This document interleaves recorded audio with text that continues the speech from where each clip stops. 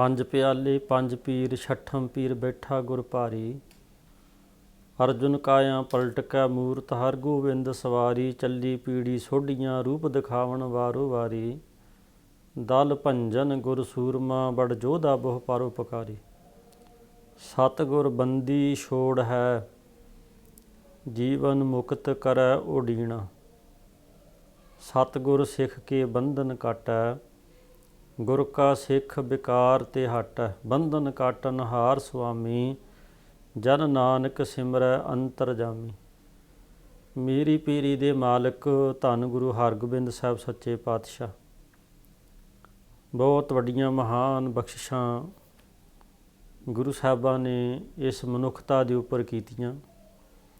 गुरु अर्जन देव जी महाराज की शहादत तो बाद ਸਮੇਂ ਦੀ ਹਕੂਮਤ ਸਰਕਾਰ ਨੇ, ਕਿਉਂਕਿ ਗੁਰੂ ਅਰਜਨ ਦੇਵ ਜੀ ਮਹਾਰਾਜ ਨੂੰ ਅਕਹਿ ਤੇ ਅਸਹਿ ਤਸੀਹੇ ਦੇ ਕੇ ਸ਼ਹੀਦ ਕੀਤਾ ਲਾਹੌਰ ਦੀ ਧਰਤੀ 'ਤੇ। ਸਮੇਂ ਦੀ ਪੰਥ ਵਿਰੋਧੀ ਜਿਹੜੀਆਂ ਤਾਕਤਾਂ ਸੀ, ਸਰਕਾਰਾਂ ਸੀ, ਉਹਨਾਂ ਦੀ ਕੋਸ਼ਿਸ਼ ਇੱਕ ਸੀ ਕਿ ਇਹ ਜਿਹੜੀ ਹੱਕ ਸੱਚ ਦੀ ਆਵਾਜ਼ ਬੁਲੰਦ ਕੀਤੀ ਗੁਰੂ ਨਾਨਕ ਦੇਵ ਜੀ ਮਹਾਰਾਜ ਸੱਚੇ ਪਾਤਸ਼ਾਹ ਤੋਂ ਲੈ ਕੇ ਤੇ ਪੰਜਵੇਂ ਪਾਤਸ਼ਾਹ ਗੁਰੂ ਅਰਜਨ ਦੇਵ ਜੀ ਮਹਾਰਾਜ ਤੱਕ, ਜੋ ਸਭਨਾਂ ਨੂੰ ਸ਼ਬਦ ਗੁਰੂ ਦੇ ਨਾਲ ਜੋੜਿਆ ਔਰ ਸਭਨਾਂ ਨੂੰ ਏਕਤਾ ਅਤੇ ਬਰਾਬਰਤਾ ਜਿਹੜੀ ਬਖਸ਼ਿਸ਼ ਕੀਤੀ ਸੀ ਗੁਰੂ ਸਾਹਿਬਾਂ ਨੇ। ਕਿਉਂਕਿ ਜਿਹੜਾ ਪਹਿਲੇ ਪਾਤਸ਼ਾਹ ਤੋਂ ਲੈ ਕੇ ਪੰਜਵੇਂ ਪਾਤਸ਼ਾਹ ਤੱਕ ਔਰ ਵੱਖ-ਵੱਖ ਇਲਾਕਿਆਂ ਦੇ ਵਿੱਚ, ਦੇਸ਼ਾਂ ਵਿਦੇਸ਼ਾਂ ਦੇ ਵਿੱਚ ਜਿਹੜੇ ਗੁਰੂ ਸਾਹਿਬਾਂ ਦੇ ਪ੍ਰਚਾਰ ਦੌਰੇ ਸੀ, ਕਿਉਂਕਿ ਗੁਰੂ ਨਾਨਕ ਦੇਵ ਜੀ ਮਹਾਰਾਜ ਨੇ ਸੰਗਤ ਅਤੇ ਪੰਗਤ ਬਖਸ਼ਣੀ ਵੀ ਸਾਰੇ ਹੀ ਮਨੁੱਖ ਜਾਤ ਪਾਤ ਦਾ ਜਿਹੜਾ ਵੈਰ ਵਿਰੋਧ ਸੀ ਉਹਨੂੰ ਮਿਟਾ ਕੇ ਇੱਕ ਸੰਗਤ ਦੇ ਵਿੱਚ ਬਿਠਾਉਣਾ। ਕੋਈ ਵੀ ਕਿਸੇ ਵੀ ਧਰਮ ਦਾ ਹੋਵੇ, ਕਿਸੇ ਵੀ ਜਾਤ ਮਜ਼ਹਬ ਦਾ ਹੋਵੇ, ਉਹਨੂੰ ਇੱਕ ਸੰਗਤ ਦਿੱਤੀ ਗੁਰੂ ਸਾਹਿਬ ਜੀ ਨੇ। ਗੁਰ ਸੰਗਤ ਕੀਨੀ ਖਾਲਸਾ, ਵੀ ਸਾਰੇ ਸੰਗਤ ਵਿੱਚ ਆਣ ਕੇ ਬੈਠੋ। ਸੰਗਤ ਦਾ ਬਹੁਤ ਵੱਡਾ ਮਹਾਤਮ ਗੁਰੂ ਸਾਹਿਬ ਜੀ ਨੇ ਬਖਸ਼ਿਸ਼ ਕੀਤਾ। ਔਰ ਇੱਕ ਲੰਗਰਾਂ ਦੀ ਪ੍ਰਥਾ ਚਲਾਉਣੀ, ਸੰਗਤ ਅਤੇ ਪੰਗਤ, ਇਹ ਜਿਹੜੀ ਪ੍ਰਥਾ ਚਲਾਉਣੀ ਵੀ ਸਾਰੇ ਇੱਕ ਥਾਂ 'ਤੇ ਬੈਠ ਕੇ ਤੁਸੀਂ ਲੰਗਰ ਛਕਣਾ। ਸਾਰਿਆਂ ਨੇ ਇੱਕ ਥਾਂ 'ਤੇ ਬੈਠ ਕੇ ਤੁਸੀਂ ਕਥਾ ਕੀਰਤਨ ਗੁਰੂ ਸਾਹਿਬਾਂ ਦੇ ਬਚਨ ਸੁਣਨੇ ਨੇ। ਹੁਣ ਇਹ ਜਿਹੜੀ ਏਕਤਾ ਸੀ, ਏਕ ਪਿਤਾ ਏਕ ਸਕੇ ਹਮ ਬਾਰਕ ਤੂੰ ਮੇਰਾ ਗੁਰ ਹਾਈ। ਪਰ ਜਿਹੜੇ ਪੰਥ ਵਿਰੋਧੀ ਤਾਕਤਾਂ ਹੁੰਦੀਆਂ ਨੇ, ਜਿਨ੍ਹਾਂ ਦਾ ਆਪਣਾ ਕੋਈ ਵੀ ਧਰਮ ਨਹੀਂ ਹੁੰਦਾ, ਜਿਹੜੇ ਅਧਰਮੀ ਲੋਕ ਹੁੰਦੇ ਨੇ, ਕੋਈ ਧਰਮ ਨਹੀਂ, ਕਿਸੇ ਵੀ ਧਰਮ ਦੇ ਨਾਲ ਜਾਂ ਇਸਲਾਮ ਧਰਮ ਦੇ ਨਾਲ, ਸਨਾਤਨ ਧਰਮ ਦੇ ਨਾਲ, ਈਸਾਈ ਧਰਮ ਦੇ ਨਾਲ, ਸਿੱਖ ਧਰਮ, ਜਿਤਨੇ ਵੀ ਧਰਮ ਨੇ, ਉਹ ਬੰਦੇ ਜਿਹੜੇ ਹੁੰਦੇ ਨੇ ਜਿਹੜੇ ਧਰਮਾਂ ਦੇ ਵਿਰੋਧੀ ਹੁੰਦੇ ਨੇ, ਜਿਨ੍ਹਾਂ ਦਾ ਧਰਮ ਦੇ ਨਾਲ ਕੋਈ ਸੰਬੰਧ ਨਹੀਂ ਹੁੰਦਾ, ਉਹ ਲੋਕ ਜਿਹੜੇ ਨੇ ਯਤਨ ਕਰਦੇ ਨੇ ਹੱਕ ਅਤੇ ਸੱਚ ਦੀ ਜਿਹੜੀ ਆਵਾਜ਼ ਬੁਲੰਦ ਕੀਤੀ ਸੀ ਵੀ ਸਭਨਾਂ ਨੂੰ ਏਕਤਾ ਅਤੇ ਭਾਈਚਾਰਕ ਸਾਂਝ ਬਣੇ। ਔਰ ਗੁਰੂ ਸਾਹਿਬਾਂ ਨੇ ਬਹੁਤ ਵੱਡੀਆਂ ਇਹ ਜਿਹੜੀਆਂ ਬਖਸ਼ਿਸ਼ਾਂ ਕੀਤੀਆਂ ਸੀ ਮਨੁੱਖਤਾ ਦੇ ਉੱਪਰ ਵੀ ਕਿਰਤ ਕਰਨੀ, ਨਾਮ ਜਪਣਾ ਅਤੇ ਵੰਡ ਕੇ ਛਕਣਾ, ਜ਼ੁਲਮ ਦਾ ਨਾਸ਼ ਕਰਨਾ, ਜ਼ੁਲਮ ਦੇ ਖਿਲਾਫ ਬੋਲਣਾ। ਗੁਰੂ ਸਾਹਿਬ ਜੀ ਬੋਲੇ, ਜਾਬਰ ਨੂੰ ਉਹਦੇ ਮੂੰਹ 'ਤੇ ਕਿਹਾ ਸੀ, ਬਾਬਰ ਨੂੰ, ਤੂੰ ਜਾਬਰ ਹੈ। ਇਹ ਜਿਹੜੀ ਸਭ ਕੁਝ ਸੱਚਾਈ ਸੀ, ਸਭਨਾਂ ਦੇ ਬਰਾਬਰ ਹੱਕ ਮਿਲਣ, ਕੋਈ ਧੱਕਾ ਨਾ ਕਰੇ। ਜਿਹੜਾ ਧੱਕਾ ਕਰਦਾ ਸੀ, ਅਤਿਆਚਾਰ ਅਤੇ ਜਿਹੜੇ ਜ਼ੁਲਮ ਕਰਦੇ ਸੀ ਪ੍ਰਜਾ ਦੇ ਉੱਪਰ, ਉਹਨਾਂ ਨੂੰ ਖਤਮ ਕਰਨ ਵਾਸਤੇ ਗੁਰੂ ਸਾਹਿਬਾਂ ਨੇ ਸਮੇਂ ਅਨੁਸਾਰ ਉਹਨਾਂ ਦੇ ਵਿਰੋਧਤਾ ਵੀ ਕੀਤੀ ਹੈ ਅਤੇ ਛੇਵੇਂ ਪਾਤਸ਼ਾਹ ਨੇ ਡਟ ਕੇ ਮੁਕਾਬਲਾ ਵੀ ਕੀਤਾ। ਹੁਣ ਇਹੀ ਗੱਲ ਸੀ ਵੀ ਇਹ ਜਿਹੜੀ ਹੱਕ ਸੱਚ ਦੀ ਆਵਾਜ਼ ਬੁਲੰਦ ਕੀਤੀ ਹੈ ਗੁਰੂ ਸਾਹਿਬਾਂ ਨੇ, ਕ੍ਰਾਂਤੀਕਾਰੀ ਦੀ ਜਿਹੜੀ ਲਹਿਰ ਚਲਾਈ, ਇਹ ਲਹਿਰ ਨੂੰ ਕਿਵੇਂ ਖਤਮ ਕੀਤਾ ਜਾ ਸਕਦਾ। ਅਤੇ ਚੰਦੂ ਦੇ ਦੁਆਰਾ ਜਿਹੜੀ ਸੀ ਜਹਾਂਗੀਰ ਬਾਦਸ਼ਾਹ ਨੇ ਉਹਨਾਂ ਨੂੰ ਸ਼ਹੀਦ ਕਰਨਾ, ਵੀ ਇਹ ਜਿਹੜੀ ਕ੍ਰਾਂਤੀਕਾਰੀ ਦੀ ਲਹਿਰ ਹੈ, ਜਿਹੜੀ ਸਭ ਨੂੰ ਇੱਕ ਕਰਦੀ ਹੈ, ਇਹ ਖਤਮ ਕਿਵੇਂ ਹੋਵੇ। ਖਤਮ ਕਰਨ ਦੀ ਕੋਸ਼ਿਸ਼ ਕੀਤੀ ਗਈ। ਗੁਰੂ ਅਰਜਨ ਦੇਵ ਜੀ ਮਹਾਰਾਜ ਨੂੰ ਤਤੀ ਤਵੀ 'ਤੇ ਬਿਠਾ ਦਿੱਤਾ ਗਿਆ। ਉਬਲਦੀਆਂ ਦੇਗਾਂ ਦੇ ਵਿੱਚ ਉਬਾਲੇ ਦੇ ਦਿੱਤੇ ਗਏ, ਉੱਪਰ ਗਰਮ ਸੀਸ 'ਤੇ ਰੇਤਾ ਪਾ ਕੇ ਉਹਨਾਂ ਨੂੰ ਕਈ ਦਿਨ ਭੁੱਖਿਆਂ ਰੱਖਿਆ ਗਰਮੀ 'ਚ, ਤੱਤੀਆਂ ਤਵੀਆਂ 'ਤੇ ਬਿਠਾ ਕੇ ਸ਼ਹੀਦ ਕਰ ਦਿੱਤੇ। ਅਕਹਿ ਤੇ ਅਸਹਿ, ਜਿਹੜੇ ਕਹੇ ਨਹੀਂ ਜਾ ਸਕਦੇ, ਸਹੀ ਨਹੀਂ ਜਾ ਸਕਦੇ, ਉਹ ਤਸੀਹੇ। ਅਤੇ ਗੁਰੂ ਅਰਜਨ ਦੇਵ ਜੀ ਮਹਾਰਾਜ ਸੱਚੇ ਪਾਤਸ਼ਾਹ ਨੇ ਤਤੀ ਤਵੀ 'ਤੇ ਬੈਠ ਕੇ ਕਿਹਾ ਸੀ, ਤੇਰਾ ਕੀ ਆ ਮੀਠਾ ਲਾਗੈ ਹਰ ਨਾਮ ਪਦਾਰਥ ਨਾਨਕ ਮੰਗ। ਫਿਰ ਵੀ ਭਲਾ ਕਾਰਨ ਇਹ ਸੀ ਵੀ ਹੱਕ ਸੱਚ ਦੀ ਆਵਾਜ਼ ਜਿਹੜੀ ਹੈ ਇਹ ਖਤਮ, ਇਹ ਕ੍ਰਾਂਤੀਕਾਰੀ ਦੀ ਲਹਿਰ ਖਤਮ ਕਿਵੇਂ ਹੋਵੇਗੀ। ਯਤਨ ਕੀਤੇ ਗਏ, ਸ਼ਹੀਦ ਗੁਰੂ ਅਰਜਨ ਦੇਵ ਜੀ ਮਹਾਰਾਜ ਦੀ ਸ਼ਹੀਦੀ ਤੋਂ ਬਾਅਦ ਲਿਖ ਵੀ ਦਿੱਤਾ ਗਿਆ ਵੀ ਇਹ ਲਹਿਰ ਜਿਹੜੀ ਕ੍ਰਾਂਤੀਕਾਰੀ ਦੀ ਗੁਰੂ ਨਾਨਕ ਦੇਵ ਜੀ ਮਹਾਰਾਜ ਨੇ ਚਲਾਈ ਸੀ ਇੱਥੇ ਖਤਮ ਹੋ ਗਈ। ਪਰ ਦਲ ਭੰਜਨ ਗੁਰ ਸੂਰਮਾ ਬੜ ਜੋਧਾ ਬਹੁ ਪਰ ਉਪਕਾਰੀ। ਛੇਵੇਂ ਪਾਤਸ਼ਾਹ ਗੁਰੂ ਹਰਗੋਬਿੰਦ ਸਾਹਿਬ ਸੱਚੇ ਪਾਤਸ਼ਾਹ ਨੇ ਤਖਤ 'ਤੇ ਬੈਠਦਿਆਂ ਸਾਰੀ ਦੋ ਤਲਵਾਰਾਂ ਬੱਧੀਆਂ, ਇੱਕ ਮੀਰੀ ਦੀ ਇੱਕ ਪੀਰੀ ਦੀ। ਸੱਚਖੰਡ ਸ਼੍ਰੀ ਹਰਿਮੰਦਰ ਸਾਹਿਬ ਜਿਹੜੀ ਪੀਰੀ ਅਤੇ ਮੀਰੀ ਸ਼੍ਰੀ ਅਕਾਲ ਤਖਤ ਸਾਹਿਬ। ਹਰਿਮੰਦਰ ਸਾਹਿਬ ਦੀਆਂ ਪਰਿਕਰਮਾ ਦੇ ਵਿੱਚ ਅਕਾਲ ਤਖਤ ਸਾਹਿਬ ਦੀ ਸਿਰਜਣਾ ਕਰ ਦੇਣੀ, ਕਿਉਂਕਿ ਮੀਰੀ ਅਤੇ ਪੀਰੀ ਨੂੰ ਇਕੱਠਿਆਂ ਕਰਨਾ। ਪੀਰੀ ਤਾਂ ਪਹਿਲਾਂ ਸੀ, ਪੰਜ ਪਿਆਲੇ ਪੰਜ ਪੀਰ ਛੱਠਾਂ ਪੀਰ ਬੈਠਾ ਗੁਰ ਭਾਰੀ। ਤਾਂ ਗੁਰੂ ਸਾਹਿਬਾਂ ਨੇ ਕਿਰਪਾ ਕੀਤੀ ਕਿ ਇਹ ਹੁਣ ਜਿਹੜਾ ਜ਼ੁਲਮ ਹੈ, ਕਿਉਂਕਿ ਗੁਰੂ ਅਰਜਨ ਦੇਵ ਜੀ ਮਹਾਰਾਜ ਨੇ ਕਿਸੇ ਦੇ ਵੀ ਕਦੀ ਕੋਈ ਖਿਲਾਫ ਨਹੀਂ ਬੋਲਿਆ, ਪਰ ਇਹੋ ਜਿਹੀਆਂ ਸ਼ਖਸੀਅਤਾਂ ਨੂੰ ਤਤੀ ਤਵੀ 'ਤੇ ਬਿਠਾ ਕੇ ਸ਼ਹੀਦ ਕਰ ਦੇਣਾ ਬੜੇ ਤਸੀਹੇ ਦੇ ਕੇ। ਅਤੇ ਗੁਰੂ ਸਾਹਿਬ ਜੀ ਨੇ ਸੋਚ ਲਿਆ ਸੀ ਕਿ ਹੁਣ ਇਹ ਲਾਤੋਂ ਕੇ ਬੂਤ ਬਾਤੋਂ ਸੋ ਨਹੀਂ ਮੰਨਤੇ। ਤਾਂ ਮੀਰੀ ਅਤੇ ਪੀਰੀ ਨੂੰ ਇਕੱਠਿਆਂ ਕਰਨ ਦਾ ਸੰਕਲਪ, ਧਰਮ ਅਤੇ ਰਾਜਨੀਤੀ, ਭਗਤੀ ਅਤੇ ਸ਼ਕਤੀ, ਸ਼੍ਰੀ ਅਕਾਲ ਤਖਤ ਸਾਹਿਬ ਦੀ ਸਿਰਜਣਾ ਹੁੰਦੀ ਹੈ, ਜਿੱਥੇ ਗੁਰੂ ਸਾਹਿਬ ਜੀ ਤਖਤ 'ਤੇ ਬੈਠਦਿਆਂ ਸਾਰ ਹੀ ਐਲਾਨ ਕਰਦੇ ਨੇ ਸਿੱਖ ਸੰਗਤਾਂ ਨੂੰ ਕਿ ਜਿਹਨੂੰ ਸਾਡੀ ਖੁਸ਼ੀ ਚਾਹੀਦੀ ਹੈ ਅਤੇ ਵਧੀਆ ਵਧੀਆ ਸ਼ਾਸਤਰ ਅਤੇ ਵਧੀਆ ਵਧੀਆ ਘੋੜੇ ਅਤੇ ਨੌਜਵਾਨੀਆਂ ਭੇਟਾ ਕਰੋ, ਕਿਉਂਕਿ ਜ਼ੁਲਮ ਦੇ ਖਿਲਾਫ ਲੜਨਾ। ਜ਼ੁਲਮ ਕਰਨ ਵਾਲੇ, ਮੈਂ ਪਹਿਲਾਂ ਵੀ ਬੇਨਤੀ ਕੀਤੀ ਹੈ ਕਿ ਕਿਸੇ ਵੀ ਧਰਮ ਦੇ ਨਾਲ ਉਹਨਾਂ ਦਾ ਸੰਬੰਧ ਨਹੀਂ ਹੁੰਦਾ। ਉਹ ਅਧਰਮੀ ਲੋਕ ਹੁੰਦੇ ਨੇ, ਧਰਮੀ ਨਹੀਂ ਹੁੰਦੇ। ਸਿਰਫ ਉਹ ਧਰਮਾਂ ਨੂੰ ਬਦਨਾਮ ਕਰਨ ਦੀ ਕੋਸ਼ਿਸ਼ ਕਰਦੇ, ਧਰਮਾਂ ਨੂੰ ਖਤਮ ਕਰਨ ਦੀ ਕੋਸ਼ਿਸ਼ ਕਰਦੇ ਨੇ। ਤਾਂ ਉਸ ਵੇਲੇ ਜਦੋਂ ਗੁਰੂ ਹਰਗੋਬਿੰਦ ਸਾਹਿਬ ਸੱਚੇ ਪਾਤਸ਼ਾਹ ਨੇ ਕਿਰਪਾ ਕੀਤੀ ਹੈ ਔਰ ਸ਼੍ਰੀ ਅਕਾਲ ਤਖਤ ਸਾਹਿਬ ਦੀ ਸਿਰਜਣਾ, ਤਾਂ ਗੁਰੂ ਸਾਹਿਬ ਜੀ ਉੱਥੇ ਜੋ ਸਮੇਂ ਦੀਆਂ ਸਰਕਾਰਾਂ ਵੱਲੋਂ ਕਿ ਤੁਸੀਂ ਘੋੜੇ ਦੀ ਸਵਾਰੀ ਨਹੀਂ ਕਰ ਸਕਦੇ, ਆਪਣੇ ਪਾਸ ਫੌਜ ਨਹੀਂ ਰੱਖ ਸਕਦੇ, ਨਗਾਰੇ ਨਹੀਂ ਵਜਾ ਸਕਦੇ, ਤੁਸੀਂ ਕਲਗੀ ਨਹੀਂ ਸਜਾ ਸਕਦੇ, ਸਾਰੇ ਜਿਹੜੇ ਹੱਕ ਸੀ ਉਹ ਖੋਹ ਲਏ ਗਏ ਸੀ। ਕਿਉਂਕਿ ਸਮੇਂ ਦੇ ਜਿਹੜੇ ਲੋਕ ਸੀ, ਸਮੇਂ ਦੇ ਪੰਥ ਵਿਰੋਧੀ ਤਾਕਤਾਂ ਸਰਕਾਰਾਂ ਵੱਲ ਉਹਨੂੰ ਲਤਾੜਿਆ ਜਾ ਰਿਹਾ ਸੀ, ਉਹਨਾਂ ਦੇ ਸਾਰੇ ਹੱਕ ਖੋਏ ਜਾ ਰਹੇ ਸੀ। ਪਰ ਗੁਰੂ ਸਾਹਿਬ ਜੀ ਨੇ ਸਭ ਕੁਛ ਕੀਤਾ। ਤਾਂ ਉਸੇ ਵੇਲੇ ਫਿਰ ਜੋ ਗੁਰੂ ਸਾਹਿਬਾਂ ਨੇ ਕਿਰਪਾ ਕੀਤੀ ਅਤੇ ਗੁਰੂ ਕੇ ਸਿੱਖਾਂ ਨੇ ਗੁਰੂ ਸਾਹਿਬਾਂ ਦੀ ਬਖਸ਼ਿਸ਼ ਲੈਣ ਵਾਸਤੇ ਵਧੀਆ ਵਧੀਆ ਘੋੜੇ ਅਤੇ ਉਸ ਵੇਲੇ ਸ਼ਾਸਤਰ ਅਤੇ ਨੌਜਵਾਨੀਆਂ ਭੇਟਾ ਕੀਤੀਆਂ। ਪਰ ਉਸ ਵੇਲੇ ਜਹਾਂਗੀਰ ਬਾਦਸ਼ਾਹ ਜਿਹੜਾ ਸੀ ਉਹ ਤਾਂ ਖਤਮ ਹੋ ਗਿਆ ਸੀ, ਉਹਦੀ ਮੌਤ ਹੋ ਗਈ ਸੀ। ਉਹਦੇ ਤੋਂ ਬਾਅਦ ਫਿਰ ਸ਼ਾਹਜਹਾਨ ਉਹਦਾ ਪੁੱਤਰ ਦਿੱਲੀ ਦੇ ਤਖਤ 'ਤੇ ਬੈਠਦਾ।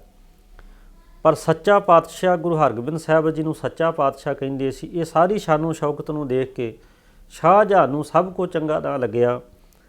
ਤਾਂ ਉਸ ਵੇਲੇ ਉਹਨਾਂ ਨੇ ਵੱਡੀ ਫੌਜ ਭੇਜੀ ਵੀ ਕਿਸੇ ਤਰ੍ਹਾਂ ਫਿਰ ਇਹ ਹੱਕ ਸੱਚ ਦੀ ਜਿਹੜੀ ਆਵਾਜ਼ ਹੈ, ਇਹ ਚੜ੍ਹਦੀ ਕਲਾ ਜਿਹੜੀ ਇਹਨੂੰ ਖਤਮ ਕਰਨਾ ਹੈ। ਪਰ ਗੁਰੂ ਸਾਹਿਬਾਂ ਨੇ ਅੰਮ੍ਰਿਤਸਰ ਸਾਹਿਬ ਵਾਲੀ ਜਿਹੜੀ ਜੰਗ ਸੀ, ਜਿੱਥੋਂ ਚੜ੍ਹ ਕੇ ਆਏ ਸੀ ਮੁਖਤਸਰ ਖਾਨ ਵਰਗੇ, ਉਹਨਾਂ ਦਾ ਡਟ ਕੇ ਮੁਕਾਬਲਾ ਕੀਤਾ ਅਤੇ ਪਹਿਲੀ ਜੰਗ ਗੁਰੂ ਹਰਗੋਬਿੰਦ ਸਾਹਿਬ ਜੀ ਅੰਮ੍ਰਿਤਸਰ ਸਾਹਿਬ ਦੇ ਵਿੱਚ ਫਤਿਹ ਕਰਦੇ। ਦੂਸਰੀ ਜੰਗ ਸ਼੍ਰੀ ਹਰਗੋਬਿੰਦਪੁਰ ਸਾਹਿਬ ਦੇ ਵਿੱਚ ਹੁੰਦੀ, ਉਹ ਵੀ ਫਤਿਹ ਕਰਦੇ। ਤੀਸਰੀ ਮਹਾਰਾਜ ਦੇ ਵਿੱਚ ਹੁੰਦੀ, ਉਹ ਵੀ ਗੁਰੂ ਸਾਹਿਬ ਜੀ ਜਿੱਤਦੇ ਆ। ਚੌਥੀ ਜੰਗ ਜਿਹੜੀ ਜਲੰਧਰ ਦੇ ਕੋਲ ਕਰਤਾਰਪੁਰ ਸਾਹਿਬ, ਉੱਥੇ ਉਹਦੇ ਵਿੱਚ ਵੀ ਗੁਰੂ ਸਾਹਿਬ ਜੀ ਚੌਥੀ ਜੰਗ ਦੇ ਵਿੱਚ ਵੀ ਵੱਡੀ ਫਤਿਹ ਕਰਦੇ ਨੇ ਅਤੇ ਸਮੇਂ ਦੀ ਜਿਹੜੀ ਸਰਕਾਰ ਹੈ ਉਹਨੂੰ ਹਾਰ ਦਾ ਮੂੰਹ ਦੇਖਣਾ ਪੈਂਦਾ ਸ਼ਾਹਜਹਾਨ ਬਾਦਸ਼ਾਹ ਨੂੰ। ਕਹਿਣ ਤੋਂ ਭਾਵ ਕਿ ਇਹ ਜਿਹੜੀ ਹੱਕ ਸੱਚ ਦੀ ਆਵਾਜ਼ ਨੂੰ ਬੁਲੰਦ ਕੀਤਾ ਗੁਰੂ ਸਾਹਿਬ ਜੀ ਨੇ, ਕਿ ਇੱਕ ਨਵਾਂ ਮੋੜ ਜਿਹੜਾ ਸੀ ਪੰਥ ਦੇ ਵਿੱਚ ਲਿਆਂਦਾ, ਉਹ ਸੀ ਸ਼ਾਸਤਰਧਾਰੀ ਹੋਣਾ, ਸ਼੍ਰੀ ਅਕਾਲ ਤਖਤ ਸਾਹਿਬ ਦੀ ਸਿਰਜਣਾ, ਫੈਸਲੇ ਆਪਣੇ ਆਪ ਲੈਣੇ। ਇਹ ਸਭ ਕੁਝ ਚੰਗਾ ਨਾ ਲੱਗਿਆ ਅਤੇ ਜਿਹੜੇ ਜਹਾਂਗੀਰ ਦੇ ਅਹਿਲਕਾਰ ਸਲਾਹਕਾਰ ਚੰਦੂ ਪਾਪੀ ਵਰਗੇ ਜਿਹੜੇ ਸੀ, ਸ਼ੇਖ ਫਰੀਦ ਅਹਿਮਦ ਸਰਹੰਦੀ ਵਰਗੇ ਸੀ, ਉਹਨਾਂ ਫਿਰ ਇੱਕ ਵਾਰੀ ਬਾਦਸ਼ਾਹ ਦੇ ਕੰਨ ਭਰੇ, ਕਿਉਂਕਿ ਇਹ ਚੜ੍ਹਦੀ ਕਲਾ, ਇਹ ਸ਼ਾਨੋ ਸ਼ੌਕਤ ਗੁਰੂ ਹਰਗੋਬਿੰਦ ਸਾਹਿਬ ਜੀ ਦੀ ਜਿਹੜੀ, ਉਹਨਾਂ ਨੂੰ ਪਤਾ ਸੀ ਵੀ ਸਾਡੇ ਰਾਜ ਵਿੱਚ ਇਹਨਾਂ ਦਾ ਹੋਣਾ ਖਤਰੇ ਤੋਂ ਖਾਲੀ ਨਹੀਂ, ਕਿਉਂਕਿ ਹੁਣ ਸ਼ਾਸਤਰਧਾਰੀ ਗੁਰੂ ਸਾਹਿਬ ਜੀ ਹੋ ਚੁੱਕੇ ਸੀ। ਤਾਂ ਡੀਲ ਡੋਲ ਸਰੀਰ ਸੀ ਗੁਰੂ ਹਰਗੋਬਿੰਦ ਸਾਹਿਬ ਜੀ, ਬਹੁਤ ਤਗੜੇ ਸੀ ਸਰੀਰ ਕਰਕੇ, ਸ਼ਾਸਤਰ ਵਿਦਿਆ ਕਮਾਈ ਹੋਈ ਸੀ, ਬਾਬਾ ਬੁੱਢਾ ਸਾਹਿਬ ਜੀ ਨੇ ਸਿਖਾਈ। ਇਹਨਾਂ ਨੂੰ ਡਰ ਲੱਗਦਾ ਸੀ ਕਿਉਂਕਿ ਪਾਪ ਕੰਮਦੇ ਆ। ਉਸ ਵੇਲੇ ਫਿਰ ਇਹਨਾਂ ਨੇ ਕੰਨ ਭਰੇ ਜਹਾਂਗੀਰ ਦੇ ਅਤੇ ਵੀ ਗੁਰੂ ਹਰਗੋਬਿੰਦ ਸਾਹਿਬ ਜੀ ਨੂੰ, ਕਿਉਂਕਿ ਇੱਥੇ ਜਿਹੜੇ ਇਤਿਹਾਸਕਾਰਾਂ ਦੀ ਆਪੋ ਆਪਣੀ ਰਾਏ ਹੈ। ਕਵੀ ਭਾਈ ਸੰਤੋਖ ਸਿੰਘ ਜੀ ਇੱਦਾਂ ਲਿਖਦੇ ਕਿ ਉਹਨਾਂ ਨੇ ਜਿਹੜਾ ਭਵਿੱਖ ਦੱਸਣ ਵਾਲਾ ਜੋਤਸ਼ੀ ਸੀ ਉਹਨੂੰ ਰਿਸ਼ਵਤ ਦਿੱਤੀ ਹੈ ਕਿ ਬਾਦਸ਼ਾਹ ਨੂੰ ਤੂੰ ਕਹੀਂ ਕਿ ਤੇਰੇ ਤੇ ਸਾੜ ਛੱਤੀ ਚੜ੍ਹੀ ਹੋਈ ਤੀ, ਆਉਣ ਵਾਲਾ ਸਮਾਂ ਬਹੁਤ ਮਾੜਾ ਹੈ।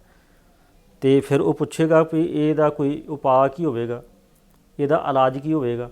ਤਾਂ ਤੁਸੀਂ ਕਹੋ ਵੀ ਕੋਈ ਹੋਣਹਾਰ, ਕੋਈ ਭਗਤੀ ਵਾਲਾ ਤੁਹਾਡੇ ਵਾਸਤੇ ਕੋਈ 40 ਦਿਨ ਗਵਾਲੀਅਰ ਦੇ ਕਿਲ੍ਹੇ ਵਿੱਚ ਬੈਠ ਕੇ ਤਪ ਕਰੇ ਤਾਂ ਫਿਰ ਸਾੜ ਛੱਤੀ ਤੁਹਾਡਾ ਮਾੜਾ ਸਮਾਂ ਜਿਹੜਾ ਉਹ ਖਤਮ ਹੋ ਸਕਦਾ।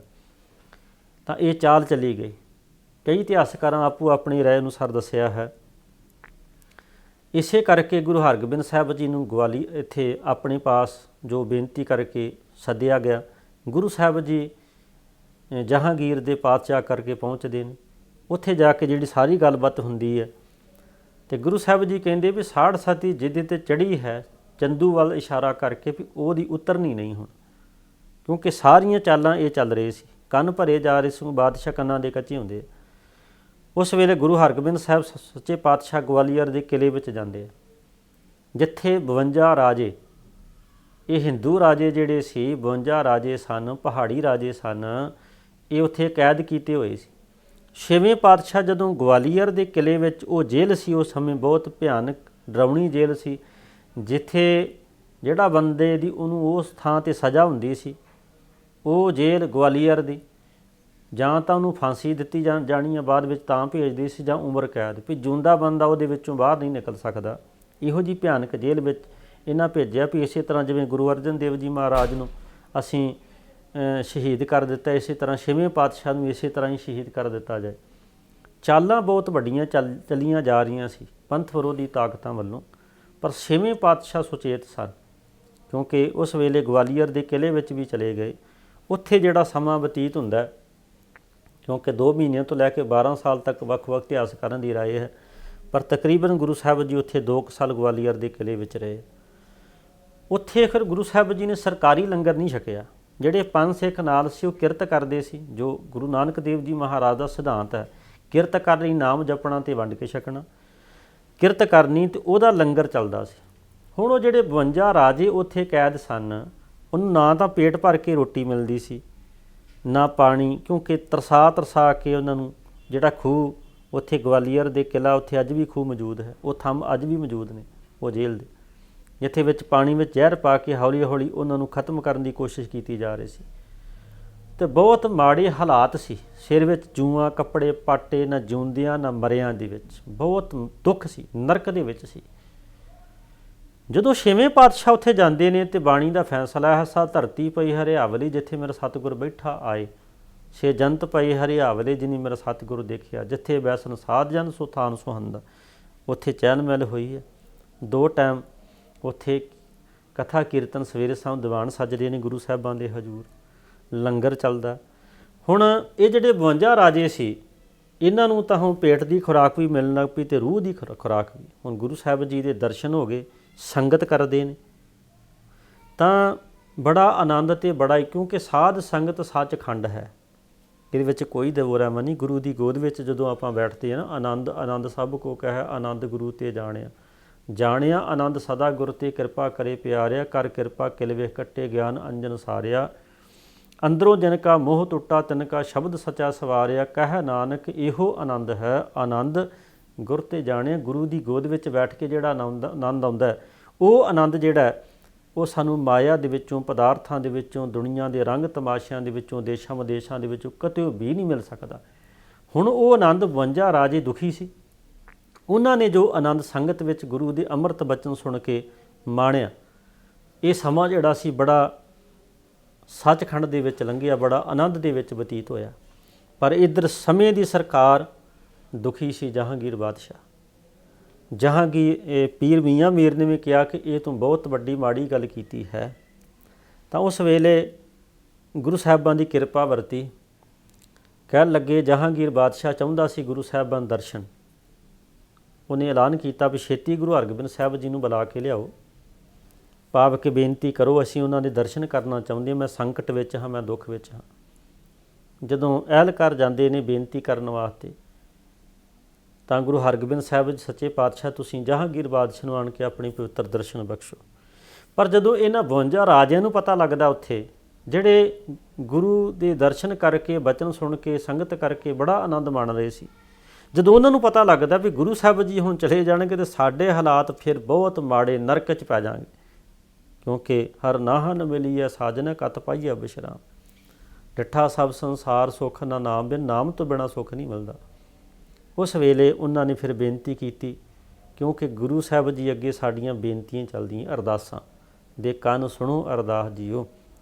ਸੁਖ ਦਾਤਾ ਪੈ ਭੰਜਨੋ ਤਿਸ ਆਗਿਆ ਕਰ ਅਰਦਾਸ, ਮਿਹਰ ਕਰੇ ਜਿਸ ਮਿਹਰਬਾਨ ਤਾਂ ਕਾਰਜ ਆਵੈ ਰਾਸ। ਦੇਖੋ ਸਿੱਖ ਦੀ ਹੈ ਹੀ ਇੱਕ ਅਰਦਾਸ ਹੈ, ਅਤੇ ਅਰਦਾਸ ਦੇ ਵਿੱਚ ਬਹੁਤ ਵੱਡੀ ਤਾਕਤ ਗੁਰੂ ਸਾਹਿਬਾਨ ਨੇ ਬਖਸ਼ਿਸ਼ ਕੀਤੀ ਹੈ। ਅਰਦਾਸ ਵਿੱਚ ਅਰਦਾਸ ਕਰੀਏ। ਉਸ ਵੇਲੇ ਉਹਨਾਂ ਨੇ ਅਰਦਾਸ ਕੀਤੀ ਹੈ ਤਾਂ ਅਰਦਾਸ ਚਰਨਾਂ ਵਿੱਚ ਕੀਤੀ ਕਿ ਸਤਿਗੁਰੂ ਆਪ ਬੰਧਨਾਂ ਤੋਂ ਛਡਾਉਣ ਵਾਲੇ, ਸਤਿਗੁਰ ਬੰਦੀ ਛੋੜ ਹੈ ਜੀਵਨ ਮੁਕਤ ਕਰੈ ਓਡੀਣਾ। ਆਪ ਕਰਨ ਕਾਰਨ ਸਮਰੱਥ ਪ੍ਰਭ ਜੋ ਕਰੇ ਸੋ ਹੋਈ। ਤੂੰ ਸਮਰੱਥ ਵੱਡਾ ਮੇਰੀ ਮਤ ਥੋਰੀ, ਰਾਮ ਪਾਲੇ ਅਕਿਰਤ ਘਣਾ ਪੂਰਨ ਦ੍ਰਿਸ਼ਟ ਤੇਰੀ ਰਾਮ। ਤੂੰ ਸਮਰੱਥ ਅਕਥ ਅਗੋਚਰ ਜੀਉ ਪਿੰਡ ਤੇਰੀ ਰਾਸ, ਰਹਿਮ ਤੇਰੀ ਸੁਖ ਪਾਇਆ ਸਦਾ ਨਾਨਕ ਕੀ ਅਰਦਾਸ। ਅਰਦਾਸ ਕੀਤੀ ਹੈ ਅਤੇ ਗੁਰੂ ਸਾਹਿਬ ਜੀ ਅਰਦਾਸ ਨੂੰ ਇਕੱਲੀ ਸੁਣਦੇ ਨਹੀਂ, ਕਬੂਲ ਵੀ ਕਰਦੇ। ਪ੍ਰਵਾਨ ਹੋ ਗਈ ਅਰਦਾਸ। ਉਸ ਵੇਲੇ ਗੁਰੂ ਸਾਹਿਬਾਨ ਨੇ ਸੁਨਾਹਾ ਭੇਜਿਆ ਕਿ ਜਾ ਕੇ ਜਹਾਂਗੀਰ ਬਾਦਸ਼ਾਹ ਨੂੰ ਕਹਿ ਦਿਓ ਕਿ ਅਸੀਂ ਤਾਂ ਇਸ ਕਿਲੇ ਵਿੱਚੋਂ ਬਾਹਰ ਆਵਾਂਗੇ, ਸਾਡੇ ਨਾਲ ਇਹ ਸਾਰੇ ਜਿਹੜੇ ਰਾਜੇ ਨੇ ਇੱਥੇ ਸਾਰੇ ਰਿਹਾ ਹੋਣਗੇ, ਕਿਉਂਕਿ ਗੁਰੂ ਸਾਹਿਬ ਜੀ ਨੇ ਸਭਨਾਂ ਦਾ ਭਲਾ ਕਰਨ ਗਏ ਇਸੇ ਕਰਕੇ ਸੀ, ਕਿਉਂਕਿ ਜਿਹਦੀ ਕੋਈ ਅਰਦਾਸ ਨਹੀਂ ਸੁਣਦਾ ਉਹਦੀ ਗੁਰੂ ਸਾਹਿਬ ਜੀ ਸੁਣਦੇ। ਉਹ ਤਾਂ ਸਾਰੇ ਆਸਰੇ ਮੁੱਕ ਚੁੱਕੇ ਸੀ, ਇੱਕੋ ਹੀ ਆਸਰ, ਸਭੇ ਆਸਾਂ ਲਾਹੇ ਕਾ ਇੱਕਾ ਆਸ ਕਮਾਓ।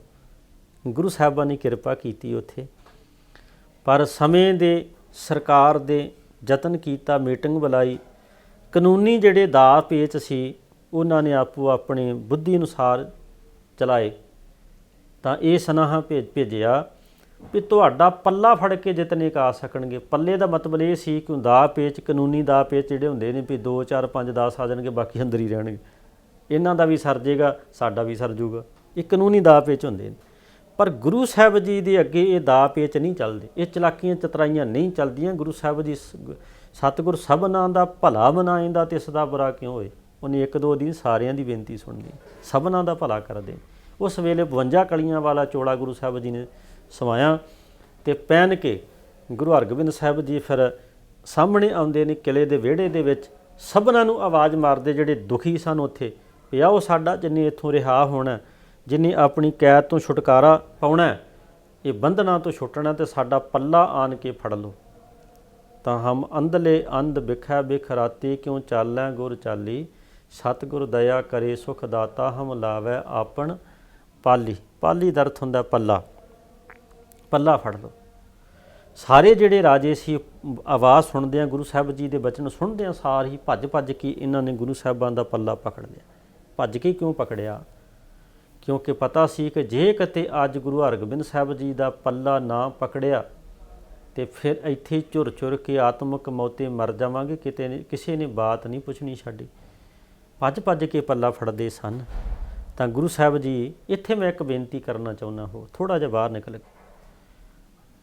ਆਪਣੇ ਆਪ ਨੂੰ ਕਹਿੰਦੀ ਹਾਂ ਬੇਨਤੀ, ਜਿਨ੍ਹਾਂ ਨੇ ਅਜੇ ਤੱਕ ਗੁਰੂ ਸਾਹਿਬ ਜੀ ਦਾ ਪੱਲਾ ਨਹੀਂ ਫਕੜਿਆ। ਦੇਖੋ ਆਪਾਂ ਸਾਰੇ 84 ਲੱਖ ਜੂਨਾਂ ਦੀ ਜੇਲ੍ਹ ਵਿੱਚ ਕੈਦ ਵਿੱਚ ਹਾਂ। ਤੁਸੀਂ ਬੰਦੀ ਛੁੱਟ ਦਿਵਸ ਮਨਾ ਰਹੇ ਹੋ, ਦੀਵਾਲੀ ਦਾ ਤਿਉਹਾਰ ਮਨਾ ਰਹੇ ਹੋ, ਸਭਨਾਂ ਨੂੰ ਬਹੁਤ ਬਹੁਤ ਵਧਾਈਆਂ। ਪਰ ਉੱਥੇ ਮੇਰੀ ਇੱਕ ਬੇਨਤੀ ਹੈ ਕਿ ਸਿਰਫ ਆਪਾਂ ਲਾਈਟਾਂ ਬਾਲ ਕੇ, ਦੀਵੇ ਬਾਲ ਕੇ, ਮਠਿਆਈਆਂ ਖਾ ਕੇ, ਇਹਨਾਂ ਤਰੀਕਿਆਂ ਦੇ ਨਾਲ ਇਸ ਤਿਉਹਾਰ ਨੂੰ ਨਾ ਇਕੱਲਾ ਮਨਾਈਏ। ਮੈਂ ਦੇਖਿਆ ਬਾਜ਼ਾਰਾਂ ਦੇ ਵਿੱਚ ਬਹੁਤ ਰੌਣਕਾਂ, ਠੀਕ ਹੈ ਪਿਛਲੀ ਵਾਰੀ ਕਰੋਨਾ ਸੀ, ਕੋਈ ਬਾਹਰ ਨਹੀਂ ਨਿਕਲਿਆ, ਬਹੁਤ ਚੀਜ਼ਾਂ ਸੀ ਖਰੀ, ਚੰਗੀ ਗੱਲ ਹੈ। ਮਹਾਰਾਜ ਨੇ ਸੱਚੇ ਪਾਤਸ਼ਾਹ ਨੇ ਬਹੁਤ ਵਧੀਆ ਸਮਾਂ ਤੁਹਾਨੂੰ ਐਤਕਾਂ ਬਖਸ਼ਿਸ਼ ਕੀਤਾ ਹੈ।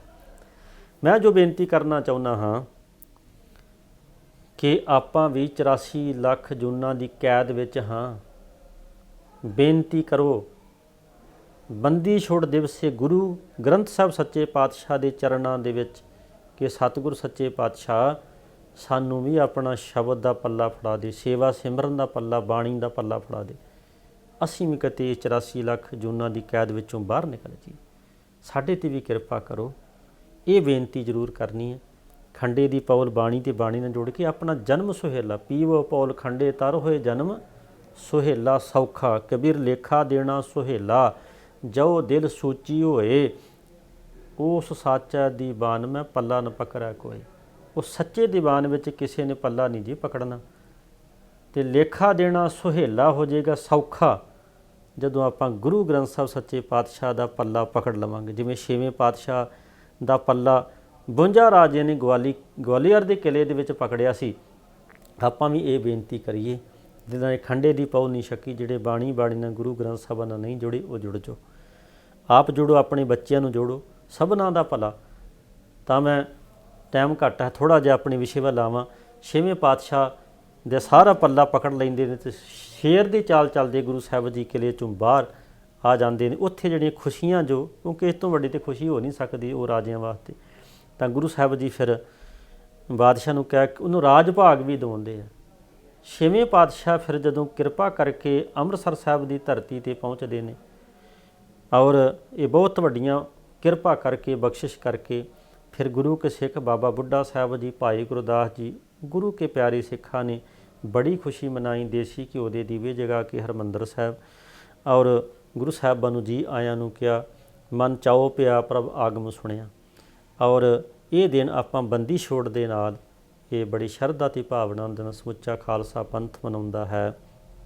ਸੋ ਮੈਂ ਇੱਥੇ ਹੋਰ ਇੱਕ ਬੇਨਤੀ ਕਰਨਾ ਚਾਹੁੰਦਾ ਕਿ ਉਹ ਜਿਹੜੇ ਰਾਜੇ ਛਡਾਏ ਸੀ, 52 ਰਾਜੇ ਕਿਲੇ ਵਿੱਚੋਂ ਛਡਾਏ ਸੀ, ਰਾਜ ਭਾਗ ਵੀ ਦਿਵਾਇਆ, ਉਹ ਪਹਾੜੀ ਰਾਜੇ, ਉਹਨਾਂ ਪਹਾੜੀ ਰਾਜੇ ਨੇ ਫਿਰ ਧੰਨ ਗੁਰੂ ਗੋਬਿੰਦ ਸਿੰਘ ਸਾਹਿਬ ਜਦੋਂ ਪਾਉਂਟਾ ਸਾਹਿਬ ਜਾਂਦੇ ਨੇ ਅਤੇ ਭੰਗਾਣੀ ਵਿੱਚ ਉਹ ਯੁੱਧ ਕਰਦੇ ਨੇ ਗੁਰੂ ਗੋਬਿੰਦ ਸਿੰਘ ਸਾਹਿਬ ਜੀ। ਉਹ ਯੁੱਧ ਨੂੰ ਫਤਿਹ ਕਰਕੇ ਗੁਰੂ ਸਾਹਿਬ ਜੀ ਪਾਵਨ ਸਥਾਨ ਗੁਰਦੁਆਰਾ ਸ੍ਰੀ ਨਾਢਾ ਸਾਹਿਬ ਆਪਣੇ ਚਰਨ ਪਾ ਕੇ ਤਾਂ ਇਹਨੂੰ ਪਵਿੱਤਰ ਕਰਦੇ। ਇੱਥੋਂ ਗੁਰੂ ਸਾਹਿਬ ਜੀ ਅੱਗੇ ਅਨੰਦਪੁਰ ਸਾਹਿਬ 10ਵੇਂ ਪਾਤਸ਼ਾਹ ਗੁਰੂ ਗੋਬਿੰਦ ਸਿੰਘ ਸਾਹਿਬ ਜੀ ਜਾਂਦੇ ਨੇ।